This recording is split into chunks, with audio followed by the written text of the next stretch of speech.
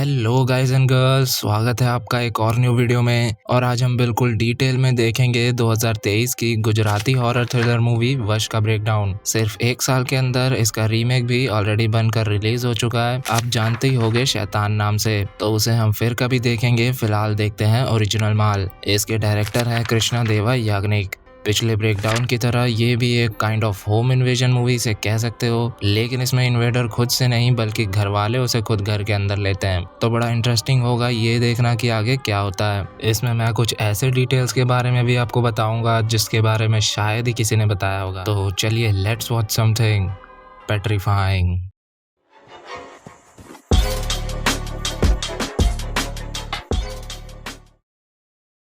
इसके इंट्रो के सीक्वेंस में एक बंदे को चलते चलते एक मरा हुआ चूहा दिखता है, जिसे वो एक प्लास्टिक बैग में डालकर चल देता है। अपने घर आकर वो एक बोल में बहुत सारी चाय पत्ती लेता है और एक केला, और उस चूहे को लेकर वो जाता है एक रूम में, जहां हम देख और सुन पाए कि उस बंदे ने किसी को कैद कर रखा है।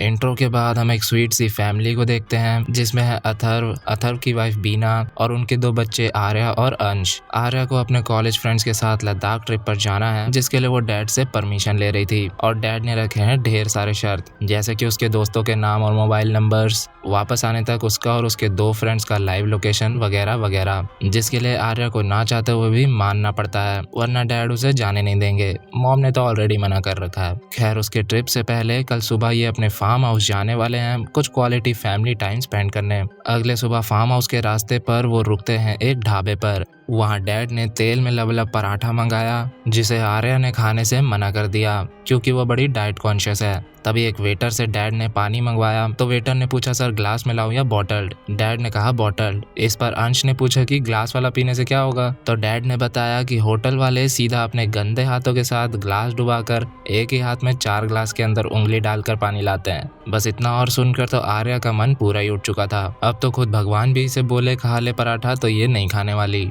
इसके बाद डैड ने वेटर से चाय मंगवाई, तो वेटर ने कहा काउंटर पर जाकर चाय के लिए टोकन लेना पड़ेगा। अथर्व गया टोकन लेने, जो था 10 रुपए का, लेकिन उसके पास 500 का नोट था और काउंटर वाले पे खुल्ले नहीं थे। खुल्ले को लेकर बात चली रही थी कि तभी वहां बैठा एक कस्टमर काउंटर पे आकर 2 चाय के टोकन खरीदता है और एक टोकन अथर्व को दे देता है। इसके लिए अथर्व ने मना किया, लेकिन उसके इंसिस्ट करने पर अथर्व ने उसे ले लिया और उसे थैंक्स कहकर चल दिया। इसके कुछ देर बाद वो उनके पास आकर पूछा कि क्या वो उन्हें ज्वाइन कर सकता है। अथर्व ने भी हिसाब बराबर करने के लिए उसे साथ बैठा लिया और वो आर्या को खिसकाकर उसके साथ बैठ गया। आर्या के अलावा वो किसी और को देख ही नहीं रहा था। उसने उसका नाम पूछा और कहा कि ये पराठा तो खा लो। आर्या ने कह दिया उसका मन नहीं, और 1-2 बार बोलने पर भी वो नहीं मानी, तो उस बंदे ने मेरे जैसे बेरोजगार को डेली पढ़ने वाले ताने सुना दिए।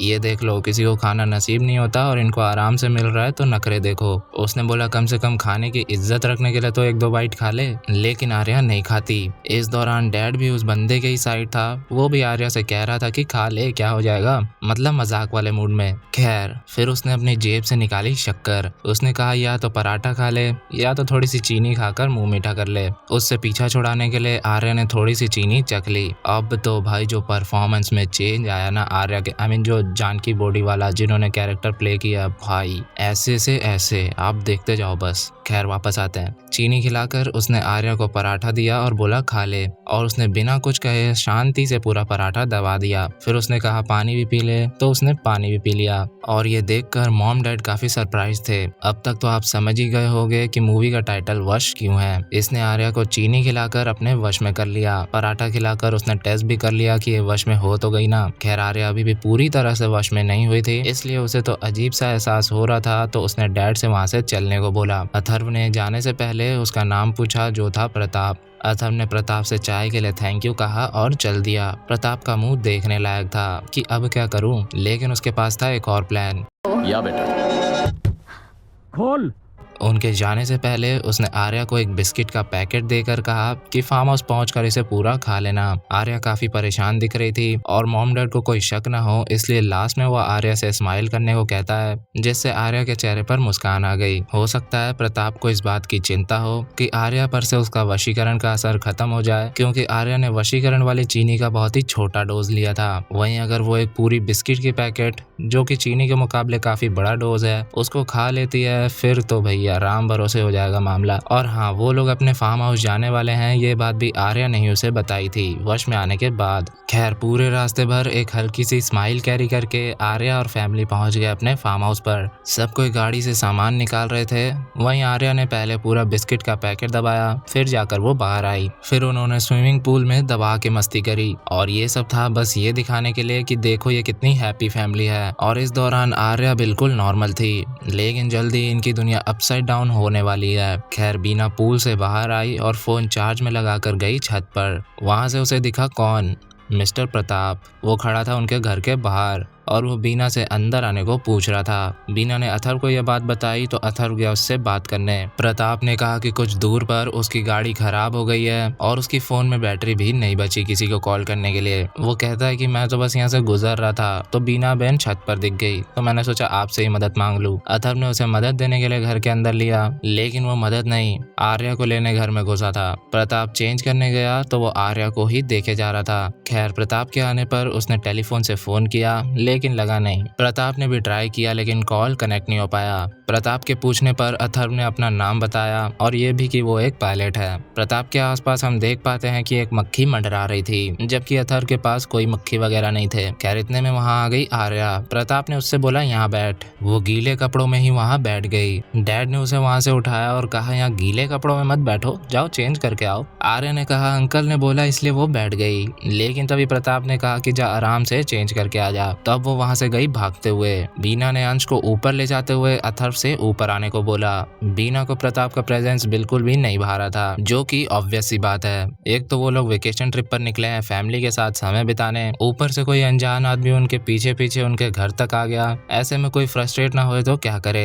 खैर अथर्व इसे ज्यादा सीरियसली नहीं ले रहा था और उसने बताया कि उसकी गाड़ी और फोन वगैरह के प्रॉब्लम की वजह से वो यहाँ आया है, बस उसे थोड़ा नाश्ता पानी खिलाकर मैं उसे छोड़ आऊंगा। ये सब समझाते हुए उसके पीछे से आर्या पहुंच गई प्रताप के पास। कुछ देर बाद वो नीचे प्रताप के साथ बैठकर बात कर रही थी और मॉम डैड लगे हुए थे नाश्ता बनाने में। अंश की बॉल बार बार रूम में आ रही थी तो प्रताप ने बड़ी रूडली बोला कि दोबारा यहाँ बॉल नहीं आनी चाहिए। इसके बाद आर्या उसे काफी कुछ बताने लगी, जैसे कि उसके फ्रेंड्स, उसका बॉयफ्रेंड और ये भी कि वो लद्दाख ट्रिप पर जाने वाली है। ये सुनकर प्रताप ने कहा कि तू ट्रिप पर नहीं जा पाएगी क्योंकि तू जाएगी मेरे साथ हमेशा के लिए। उसने पूछा जाएगी ना? बोल हाँ बोल। ओके ओके बोलो, ओके बोलो बोलो बोलो ओके।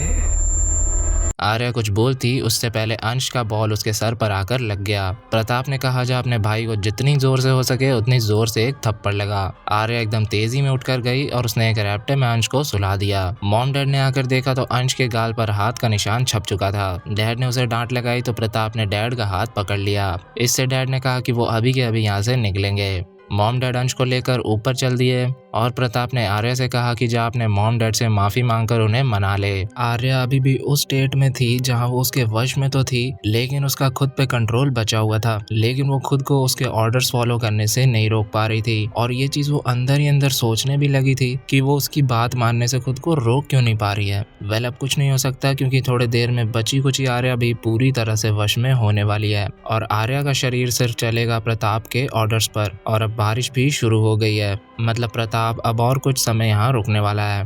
नाश्ता करते हुए डैड ने कहा कि फ्रीडम ज्यादा सर चढ़ गई है इसके, इसलिए किसी की इज्जत नहीं है। इस बात पे प्रताप ने सहमति जताई, लेकिन अथर्व ने उसे चुप करा दिया और कहा कि हमारा फैमिली मैटर है, हम समझ रहे हैं ना, तुम्हें क्या पता हमारे बारे में। इस पे प्रताप ने कहा मुझे पता है ना, आर्या के फ्रेंड्स बॉयफ्रेंड सबके बारे में पता है। उसने कहा आप लोगों ने इसे ज्यादा सर चढ़ा रखा है, इसे कैसे सुधारते हैं मैं दिखाता हूँ। उसने आर्या से कहा अपने बॉयफ्रेंड से ब्रेकअप कर ले।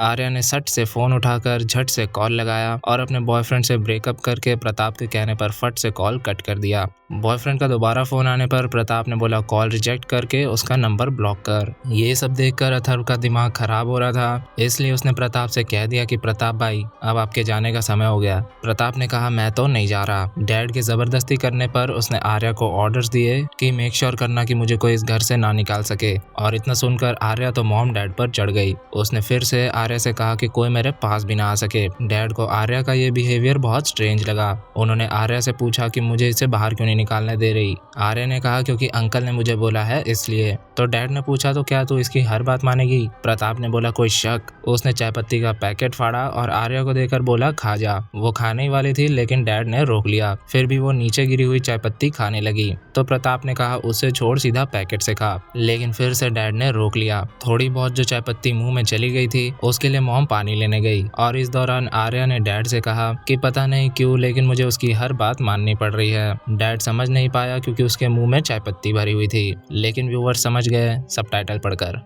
वेल अब बीना समझ चुकी थी कि मामला क्या है। उसने कहा आर्या पे प्रताप ने टोना टोटका कर दिया है। प्रताप ने कहा बिल्कुल सही, लेकिन अथर्व इन सब चीजों में नहीं मानता। प्रताप ने कहा चलो इतने एग्जांपल्स दे दिए, एक और सही। उसने आर्या से गला फेफड़ा फाड़ फाड़ कर हंसने को कहा और उसके कुछ देर हंसने के बाद उसने बोला अब जितनी जोर से हो सके उतनी जोर से रो। वो रो रही थी तो प्रताप को बड़ा मजा आ रहा था। रोना बंद करवा के उसने कहा जा अपने पापा को एक रख कर दे। आर्या ने भी सटा दिया। फिर अंदर की आर्या ने डैड से कहा सॉरी डैड। वेल कुछ देर बाद उसने तीनों को बैठाया और आर्या से फोन तोड़ने को कहा और साथ ही लैंडलाइन कट करने को भी। इसके बाद उसने आर्या से खुद के पैर दबाना शुरू किया। मॉम डैड बेबस लाचार बैठे सिर्फ देख रहे थे कि ये आखिर हो क्या रहा है। सुबह तक हंसते खेलते ये लोग यहाँ आए थे और कुछ घंटों में इनकी लाइफ अपसाइड डाउन हो गई। और सबसे दुख की बात कि ये दोनों कुछ कर भी नहीं सकते। प्रताप को घर से निकालना तो छोड़ ही दो, उसके आसपास भी नहीं जा सकते। आर्या इन्हें छोड़ेगी नहीं और ये भी ठहरे माँ बाप। आर्या जिस भी हालत में है ये लोग उस पर जोर जबरदस्ती तो नहीं दिखा सकते। बाहर से चाहे वो कुछ भी हो लेकिन अंदर से है तो वो आर्या ही। शरीर तो उसी का है, चोट लगेगी तो आर्या को ही लगेगी, दुख दर्द पीड़ा होगी वो भी होगी आर्या को ही, जो कि फिलहाल हो भी रही है। लेकिन मानसिक पीड़ा जिसका मॉम डैड कुछ नहीं कर सकते,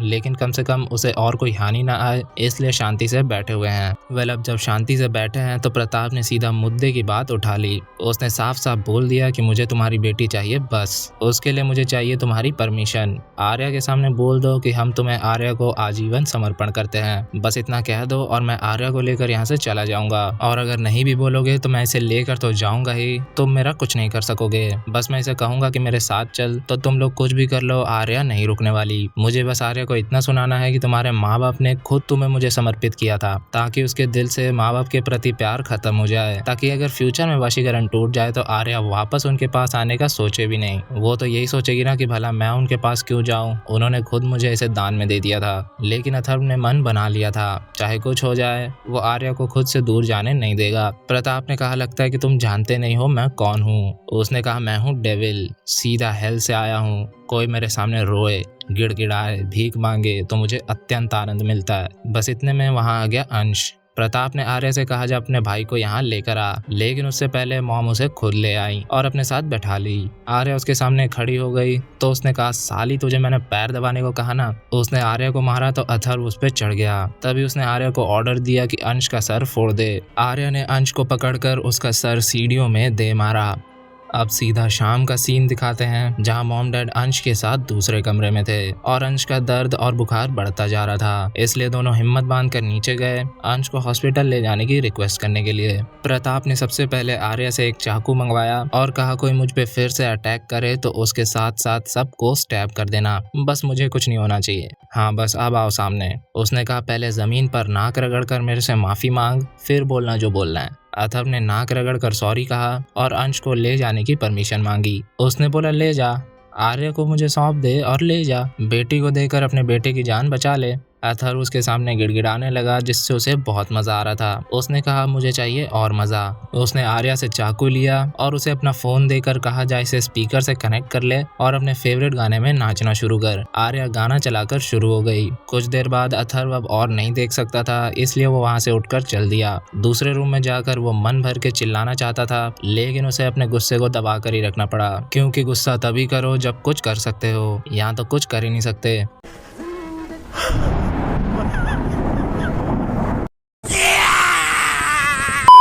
नीचे नीचे प्रताप ने आर्या को बहुत नचाया। कसम से कम 3-4 गानों में लगातार नाच नाच कर आर्या की हालत खराब हो रही थी। वो इतना नाची कि अंत में ब्लूटूथ स्पीकर की बैटरी खत्म हो गई। तब जाकर वो रुकी। उसके पैर थरथरा रहे थे जिससे वो ठीक से खड़ी भी नहीं हो पा रही थी। मॉम ने उसे पानी दिया लेकिन प्रताप ने उसे पानी पीने ही नहीं दिया, सारा पानी नीचे गिरवा दिया। फिर उसने आर्या को चाकू वापस दिया और कहा कि मैं कुछ देर के लिए सो रहा हूँ, कोई मेरे पास आए तो उसे छोड़ना मत, और अगर अभी तेरी माँ 10 सेकंड में ऊपर नहीं गई तो उसका गला रेत कर उसे मार देना। वहाँ काउंटडाउन चालू था और यहाँ आर्या आंखों आंखों में मॉम को ऊपर चले जाने को कह रही थी, क्योंकि वो जान रही थी वो खुद को रोक नहीं पाएगी। इसलिए मॉम वहाँ से चली गई और आर्या वहीं सीढ़ी के पास गार्ड बनकर तैनात हो गई। मॉम ने डैड से बताया कि नीचे वो राक्षस प्रताप सोया हुआ है। अथर्व को लगा यही सही मौका है, कुछ किया जा सकता है, कम से कम चांस तो लेना पड़ेगा ना, बैठे बैठे कुछ नहीं होने वाला। वो बैट लेकर अभी नीचे आया भी नहीं था कि आर्या उसे कुछ भी करने से मना करने लगी, लेकिन अथर्व मन बना कर आया था। आर्या के कहने से वो माना नहीं तो आर्या ने उसे रोकने के लिए अपने शॉर्ट्स में टॉयलेट कर दिया और आर्या जम कर रोने लगी। अथर्व आर्या को इस हाल में नहीं देख पाया, इसलिए रोते हुए ऊपर आ गया। उसने यह बात बीना को बताई थी कि प्रताप ने बीना को नीचे बुला लिया। उसने बोला कि आर्या के लिए अच्छे साफ कपड़े ले आओ। बीना ने उससे रिक्वेस्ट करी कि प्लीज उसे आर्या को शावर में ले जाने दो, लेकिन प्रताप उसे अपने नजरों के सामने से 1 सेकंड भी नहीं हटने देगा। पर बीना भी जिद पर अड़ी हुई थी, तो फ्रस्ट्रेट होकर उसने बीना की सारी जिद बाहर निकाल दी। उसने आर्या से कहा कि यहीं पे शॉर्ट्स खोल दे और यहाँ से हिलना मत। उसके कहते ही आर्या ने शॉर्ट्स खोल दिए। बीना ने उसे 2-4 गालियां दी, फिर ऊपर गई, पैंट लेकर आई, लेकिन आर्या पैंट पहन ही नहीं रही। प्रताप ने बोला तब जाकर उसने पैंट पहना। बीना पोछा लेने गई तो प्रताप ने आर्या को पास बुलाकर पूछा कि तुझे क्या लगता है, तेरे माँ बाप तुझे कब जाने देंगे? आर्या ने बोला कभी नहीं। प्रताप ने कहा कि फिर तो मुझे मेरा काम शुरू करना पड़ेगा। अथर्व नीचे आया तो उसने पूछा कि अंश कैसा है। अथर्व ने कहा कि उसे अभी भी फीवर है। इसके जवाब में प्रताप ने बोला कि फिर उसे खत्म करते हैं ना, एक लाश को तो फीवर नहीं होगी। उसने उन्हें 5 मिनट का टाइम दिया और बोला जहाँ हो सके वहाँ अपने बेटे को छुपा दो, क्योंकि 5 मिनट बाद वो आर्या को उसे जान से मारने को भेजने वाला है। थोड़ा टाइम वेस्ट करके वो गए ऊपर और अंश को लेकर रूम से बाहर चले गए। समय पूरा होने पर प्रताप ने आर्या से कहा कि तेरा भाई तेरा दुश्मन है, जहाँ दिख जाए वहीं खत्म कर देना साले को, जा। वो ऊपर आई और मॉम डैड को रूम लॉक करता देख उसे लगा कि वो रूम में ही है, लेकिन वो रूम की चाबी ले पाती उससे पहले डैड ने चाबी फ्लश कर दी। फिर क्या वो पागलों की तरह दरवाजा तोड़ने में लग गई। प्रताप ने वहां आकर दोनों को वहां से जाने को कहा, जिससे उनका एक फायदा हुआ। नीचे उनके बैग में उन्हें मिला एक फोन। वहीं ऊपर आर्या ने वुमेन एम्पावरमेंट का यूज किए बिना दरवाजे को टेबल से तोड़ दिया, लेकिन अंश अंदर था ही नहीं। तो प्रताप ने कहा कि खड़ी क्या है, जब पूरे घर में ढूंढ कहीं तो होगा ना। उसने हर जगह खोज लिया पर अंश उसे कहीं नहीं मिला। प्रताप ने बोला मॉम डैड से पूछ और अगर नहीं बताए तो मार देना। मॉम डैड से पूछने पर उन्होंने बताया नहीं, तो आर्या ने मॉम को एक किक मारा और डैड को चक्कू से एक चीरा दे दिया। तभी चोटिल अंश जहाँ छुपा हुआ था वहाँ से चिल्लाने लगा। आवाज सुनकर आर्या वहीं जाने लगी और मॉम डैड भी पीछे पीछे उसे रोकने के लिए। डैड ने उसे पकड़ा तो उसने डैड को स्टैब कर दिया और मॉम को पटक कर उनके नाक को फोड़ दिया। फिर वो अंश को पकड़कर उसे धोने लगी, उसके सर को जमीन में मार मार कर। डैड ने उसे परे हटाकर अंश को बचाया, तो इस बार आर्या ने कोने में पड़ा रॉड लेकर डैड पे चला दिया। अंश और ऊपर भागा और उसके पीछे आर्या भी। रॉड काफी भारी थी इसलिए उसे आर्या ने छोड़ दिया। ऊपर छत पर उसने बिना एक बार सोचे अंश को उठाकर नीचे फेंक दिया। मतलब sis did not even hesitate. Mom dad को ऊपर आने में काफी देर हो गई। एक तो अंश ऑलरेडी चोटिल था और गिरा भी गमलों पर था, जिससे उसके बचने के चांसेस बहुत ज्यादा कम थे। लेकिन मॉम डैड ने नीचे जाकर जब चेक किया तो उसकी हल्की पल्स चल रही थी। ये जानकर आर्या उस पर फिर से चढ़ गई, लेकिन प्रताप ने उसे रोक लिया।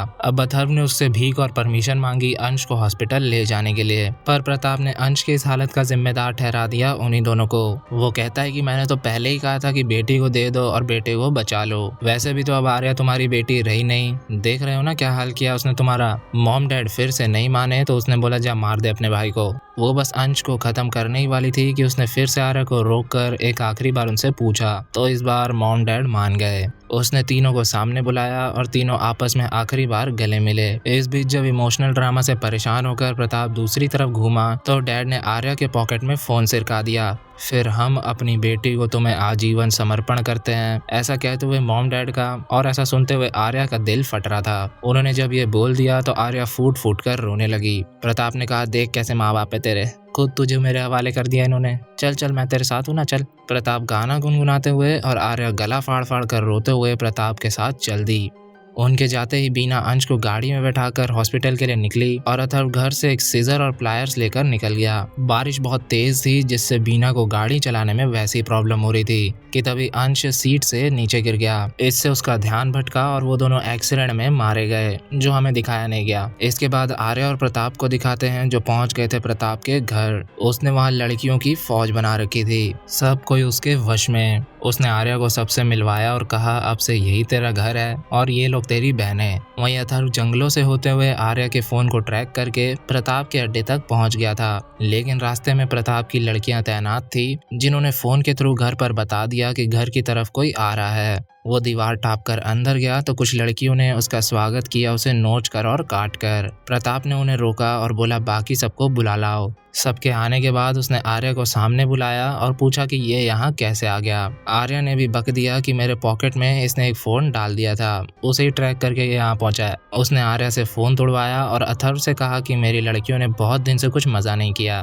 तो आज तुझे मारकर वो बहुत खुश होने वाली है। अथर्व ने कहा कि मैं जानता हूँ कि तू मुझे यहाँ से जिंदा जाने नहीं देगा, लेकिन मैंने भी तुझ जैसे राक्षस को अपनी बेटी दी है, इसके बदले में मेरी भी एक मांग है। मुझे इन लड़कियों में से सिर्फ आर्या ही मारेगी और कोई हाथ भी नहीं लगाएगा। प्रताप इसके लिए मान गया। उसने बस सबसे बोला ही था कि तुम में से कोई भी इस आदमी को हाथ तक नहीं लगाएगा कि इतने में अथर्व ने आर्या के कान में घुसा दिया सीजर। और ये था इस मूवी का अर्रे भयंकर सीन, क्योंकि मुझे तो बिल्कुल नहीं लग रहा था कि अथर्व अब कुछ कर पाएगा। खैर उसने सबसे बोला कि इसे सिर्फ आर्या ही मारेगी। फिर उसने आर्या से कहा कि चलो बेटा अब अपने पापा को फाड़ दो, लेकिन आर्या को देखकर वो हिल गया। वो कुछ कह पाता उससे पहले अथर्व ने उसका सर एक पत्थर पे दे मारा, जिससे वो कुछ देर के लिए बेहोश हो गया। वो जब होश में आया तब उसने देखा कि अथर्व ने प्लायर्स से उसके जीप को पकड़ रखा था और देखते देखते उसने उसकी जीप खींचकर बाहर निकाल दी। ना रहेगी जुबान, ना कान में जाएंगे ऑर्डर्स। वो तड़पता रहा लेकिन किसी भी लड़की ने उसकी मदद नहीं की। जब तक कुछ कहेगा नहीं तब तक कुछ होगा नहीं। अथर्व ने आर्या के कान से कैंची निकाली और प्रताप से कहा कि अब तू मेरे अंदर का शैतान देखेगा। अब इसके बाद कहानी लेती है सीधा 10 साल का जंप। फिर वही इंट्रो वाला सीक्वेंस जिसमें चूहे को कोई और नहीं बल्कि अथर्व ही अपने घर पर लेकर आता है। एक बोल में चाय पत्ती और चूहे को लेकर वो एक रूम में जाता है जहाँ उसने प्रताप को कैद कर रखा था। उसने उसे खाने के लिए दिया चाय पत्ती और चूहा, और उसके सामने वो खुद केला खाने लगा। चाय पत्ती उससे खाई नहीं गई और चूहे को सूंघते ही उसने खाया पिया भी निकाल दिया, इसलिए वो उससे केला मांग रहा था खाने वाला। तो अथर्व ने कहा कि मांग, भीख मांग, रो मेरे सामने, मेरे को बहुत मजा आ रहा है क्योंकि तेरे लिए मैं ही शैतान हूँ। उसे तड़पता हुआ छोड़कर वो पहुंचा एक रूम में जहाँ तीनों मौजूद थे, बीना और अंश एक फोटो में और आर्या बेड पे। 10 साल बाद भी आर्या उसी स्टेट में थी, बाल वाल झड़ गए थे। वो बस मुस्कुराते हुए सामने की तरफ देखी जा रही थी। और ये था इस एंटायर मूवी का सबसे डिप्रेसिंग और हैवी सीन, और इसी सीन के साथ ये मूवी यहीं पर खत्म हुई। पूरी मूवी के दौरान प्रताप की बातें आर्या सुन और समझ पा रही थी, बस उसका शरीर प्रताप के ऑर्डर्स फॉलो कर रहा था। मूवी में कई सीन्स में प्रताप के आसपास एक मक्खी मंडरा रही थी और इस पूरे समय वो अपने एक पैर को या हाथ को हिला रहा था, पता नहीं क्यों। अथर्व जब प्रताप के यहाँ पहुंचा था तब वहाँ नंदी जी की भी एक मूर्ति थी, और नंदी जी की मूर्ति हमेशा शिवलिंग के सामने होती है, लेकिन उस मूर्ति के सामने एक पेड़ था। तो क्या लगता है यहाँ कोई मंदिर हुआ करता था? खैर जो भी हो, ये राज भी मूवी के साथ चला गया। तो गाइज एंड गर्ल्स, ये था वश मूवी का नरेशन और कुछ डिटेल्स। मुझे उम्मीद है आपको पसंद आया होगा। कोई डिटेल छूट गया हो तो पहले ही सॉरी। बाकी वीडियो पसंद आई हो तो सब्सक्राइब जरूर करना, और आपका हॉरर होस्ट एंड गोस्ट आपसे किसी न्यू वीडियो में मिलेगा। तब तक ले